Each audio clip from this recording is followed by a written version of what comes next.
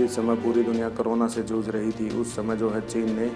अपने पड़ोसी देशों को तंग करना शुरू कर दिया। पहले तो चीन ने भारत को तंग किया, जो अब तक जो है सिलसिला चला ही हुआ है, लेकिन उसने नेपाल में भी घुसपैठ करने की कोशिश की। साथ ही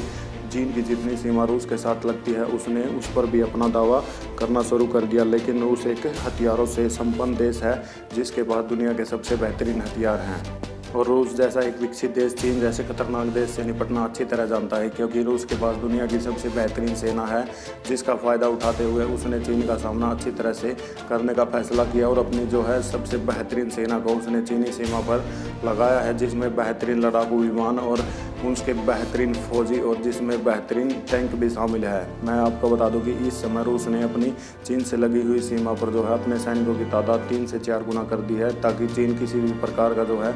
खतरनाक स्टेप उठाए तो रूस उसका जवाब जो है उसका मुंह तोड़ दे सके।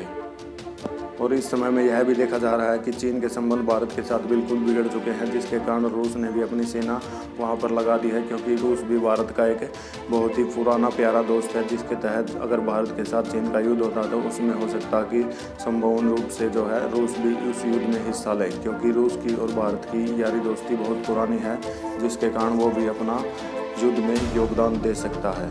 लेकिन अगर चीन रूस की सीमा में घुसपैठ करने की कोशिश करेगा तो उसको मुंह तोड़ जवाब मिलेगा, क्योंकि रूस के पास दुनिया की सबसे बेहतरीन सेना और लड़ाकू विमान और वहाँ के जो टैंक सबसे संपन्न माने जाते हैं, क्योंकि रूस हथियारों का सबसे बड़ा निर्माता भी इस धरती पर माना जाता है। रूस जैसे हथियार पूरी धरती पर कोई भी नहीं बना सकता, यह दुनिया संपूर्ण रूप से जानती है और यह अच्छी तरह से चीन को भी पता है। इसीलिए चीन ने उसकी सीमा में घुसपैठ करने से पहले 3 से 4 बार सोचना पड़ेगा।